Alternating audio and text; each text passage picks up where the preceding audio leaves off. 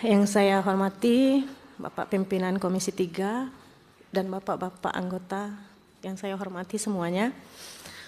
Baiklah, di sini saya akan menceritakan sedikit kronologi dari awal tahun 2025.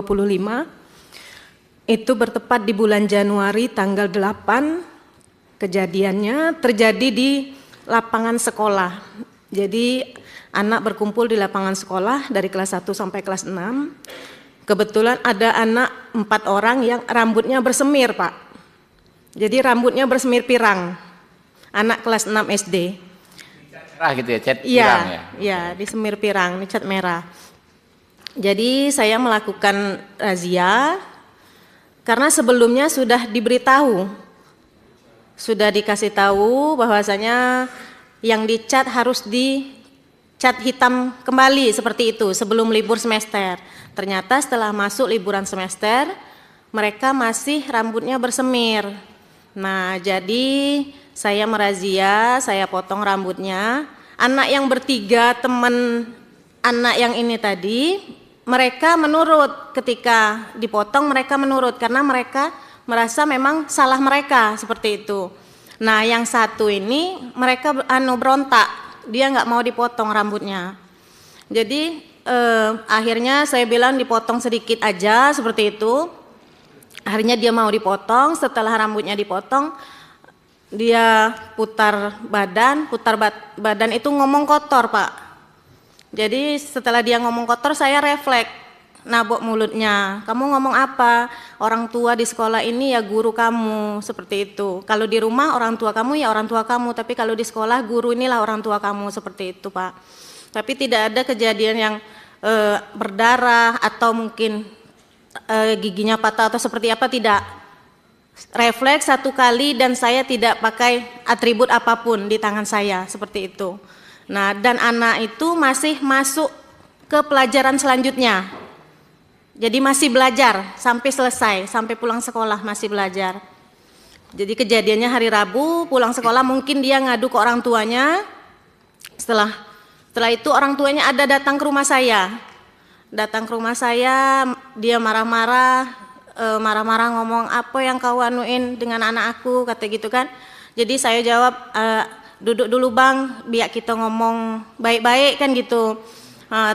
Tapi dia tidak mau ngomong baik-baik, akhirnya marah-marah gitu. Sudah tuh sampai ngelontarin kata-kata kasar juga.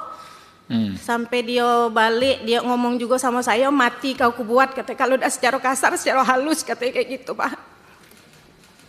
Jadi itu mengancam begitu orang tua, mati kau kubuat, kalau udah secara kasar atau secara halus. Iya, jadi pas hari Kamisnya kepala sekolah memanggil orang tua tersebut. Maksudnya biar mediasi, tapi hari itu saya tidak diperbolehkan ke sekolah sama kepala sekolah. Karena takutnya terjadi apa-apa sama saya gitu. Jadi kepala sekolah berbicara dengan orang tua tersebut, tapi orang tua tersebut tidak mau karena kami sudah mengadukan ini ke proses hukum seperti itu, tidak mau berdamai kayak gitu. Akhirnya diadukannya ke Polsek Kumpe waktu itu. Nah, akhirnya saya dipanggil juga, dapat surat undangan, diwawancarai di sana, dan ada di situ tanggal berapa? Melakukan mediasi di Polsek, sudah sempat juga melakukan mediasi di Polsek, sudah sempat, tapi memang orang tuanya juga tidak mau. Malahan dia menyebut kalau ada jalur yang tidak melibatkan dinas pendidikan, saya tempuh jalur itu, seperti itu, Pak. Akhirnya kasusnya berlanjut, sampailah ke Polres. Ini saya singkat aja ceritanya, Pak. Nggak apa-apa, detail juga nggak apa-apa. Detail juga nggak apa-apa. Terus.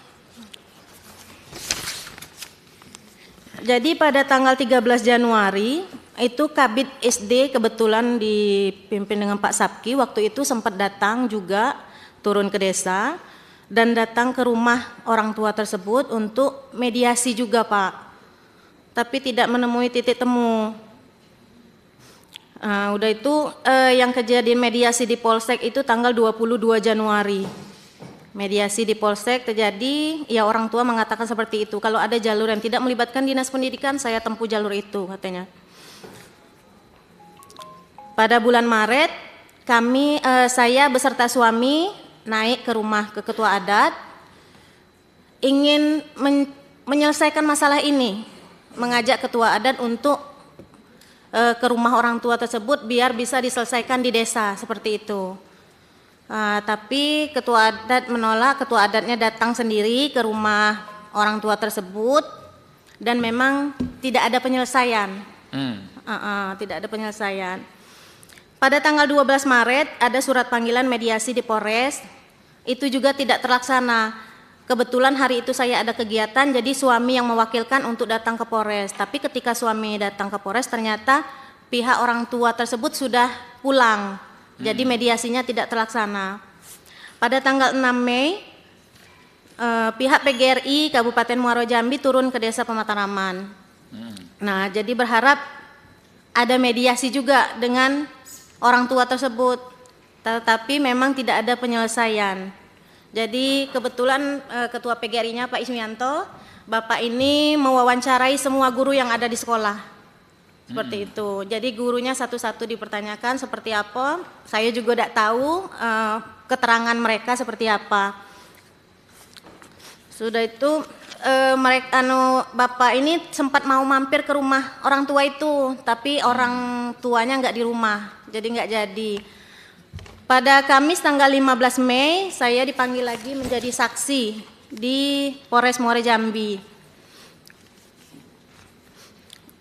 Pada tanggal 20 Mei sama seperti itu juga, saya dimintai saksi dan saya ditetapkan tersangka pada pada tanggal 28 Mei saya dipanggil juga ke ruangan kepala dinas bersama Bapak Ketua PGRI juga. Di situ juga kami mencari penyelesaian atas kasus ini seperti apa. Dan pada hari itu juga saya ditetapkan sebagai tersangka di Polres Muaro Jambi. Dan pada bulan Juni itu saya sudah mulai wajib lapor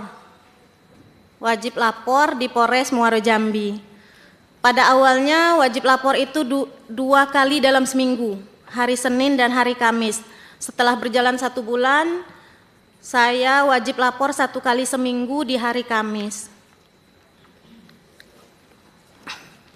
Pada hari Senin tanggal 18 Agustus, Ketua PGRI beserta pengawas SD, beserta kepala sekolah, dan Ketua PGRI Kecamatan juga hadir di rumah orang tuanya.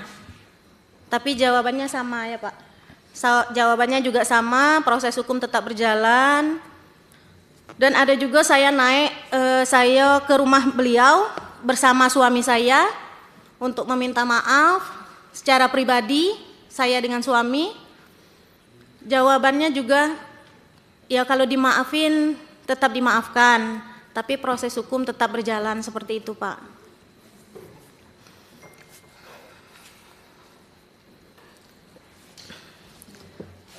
Dan pada tanggal 17 November, saya dan seluruh Kades di Kumpe menghadap ke Bapak Bupati Muaro Jambi untuk mengurus kasus suami saya. Untuk mengurus kasus suami saya sekaligus menyelesaikan permasalahan saya.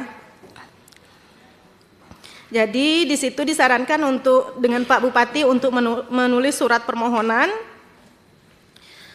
Surat permohonan saya layangkan tanggal 25 November ke Kabak Hukum Muaro Jambi. Dan pada tanggal 9 Januari kemarin saya diundang oleh Kesbangpol untuk menindaklanjuti masalah saya. Di situ saya disarankan untuk meminta maaf kembali sekaligus menulis surat permohonan maaf secara tertulis. Akhirnya saya naik lagi ke rumah beliau pada tanggal 12 Januari meminta maaf secara pribadi, meminta maaf dengan rendah hati, dan saya mengatakan jika ada yang bisa saya lakukan untuk menyelesaikan masalah ini, saya akan lakukan. Dan jika saya harus tidak mengajar lagi di SD itu, saya pun ikhlas. Saya bilang seperti itu dengan orang tuanya.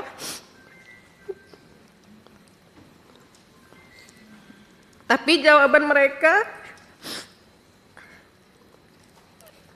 kami mau berembuk keluarga dulu, besok pagi saya kasih keputusannya. Tapi keputusan itu tidak ada sampai hari ini.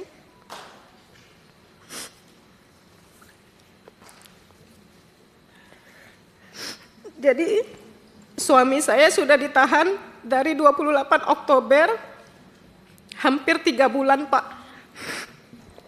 Dan saya menjalani ini dari 6 Juni, wajib lapor ke Polres, 1 minggu 1 kali.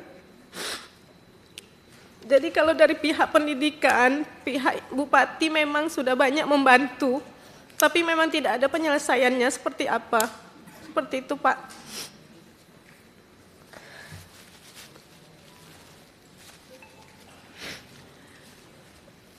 Saya berharap di sini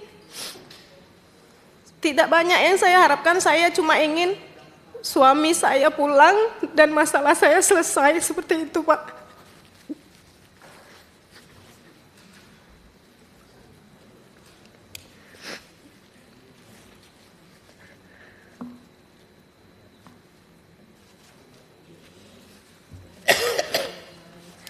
Terima kasih Pak.